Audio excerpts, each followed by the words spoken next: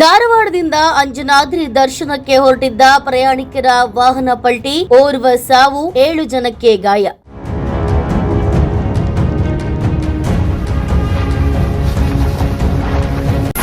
ಕೊಪ್ಪಳ ತಾಲೂಕಿನ ಬಹುದೂರ್ ಬಂಡಿ ಗ್ರಾಮದ ರಾಷ್ಟ್ರೀಯ ಹೆದ್ದಾರಿಯಲ್ಲಿ ಕ್ರೂಜರ್ ವಾಹನದ ಟೈರ್ ಏಕಾಏಕಿ ಸ್ಫೋಟ, ಭಾರೀ ಅಪಘಾತ.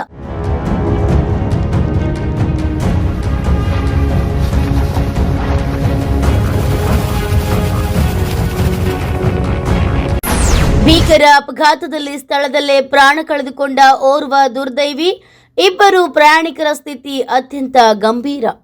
ಹೌದು, ಧಾರವಾಡದಿಂದ ಅಂಜನಾದ್ರಿ ದರ್ಶನಕ್ಕೆ ಹೊರಟಿದ್ದ ಪ್ರಯಾಣಿಕರ ವಾಹನದ ಟೈರ್ ಬ್ಲಾಸ್ಟ್ ಆಗಿ ನಡು ರಸ್ತೆಯಲ್ಲೇ ಪಲ್ಟಿಯಾಗಿದೆ.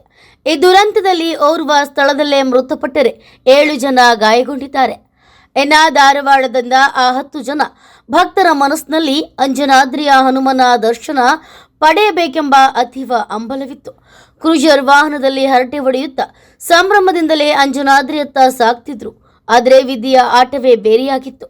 ಕೊಪ್ಪಳ ತಾಲೂಕಿನ ಬಹುದೂರ್ ಬಂಡಿ ಗ್ರಾಮದ ರಾಷ್ಟ್ರೀಯ ಹೆದ್ದಾರಿಯಲ್ಲಿ ಕ್ರೂಜರ್ ವಾಹನ ವೇಗವಾಗಿ ಚಲಿಸ್ತಾ ಇತ್ತು. ಇನ್ನೇನು ಅಂಜನಾದ್ರಿ ತಲುಪಲು ಕೆಲವೇ ಮೈಲುಗಳ ದೂರ ಬಾಕಿ ಇತ್ತು. ಅಷ್ಟರಲ್ಲಿ ಇಡೀ ಹೆದ್ದಾರಿಯೇ ನಡುಗುವಂತಹ ಭೀಕರ ಶಬ್ದವೊಂದು ಕೇಳಿಬಂದಿತ್ತು. ಬೆಂಕಿಯಂತಹ ಬಿಸಿಲಿನಲ್ಲಿ ಚಲಿಸುತ್ತಿದ್ದ ಕ್ರೂಜರ್ ವಾಹನದ ಟೈರ್ ಏಕಾಏಕಿ ಸ್ಫೋಟಗೊಂಡಿತ್ತು. ಕ್ಷಣಾರ್ಧದಲ್ಲಿ ಚಾಲಕನ ನಿಯಂತ್ರಣ ತಪ್ಪಿದ ವಾಹನ ರಸ್ತೆಯಲ್ಲೇ ಪಲ್ಟಿಯಾಗಿ ಬಿದ್ದಿತ್ತು. 10 ಮಂದಿಯ ಕಿರಿಚಾಟ, ಆಕ್ರಂದನದ ನಡುವೆ ಏನಾಯಿತು ಎಂದು ಯೋಚಿಸುವಷ್ಟರಲ್ಲಿ ದಿಕ್ಕಾಪಾಲಾಗಿ ಬಿದ್ದಿದ್ದರು ಪ್ರಯಾಣಿಕರು.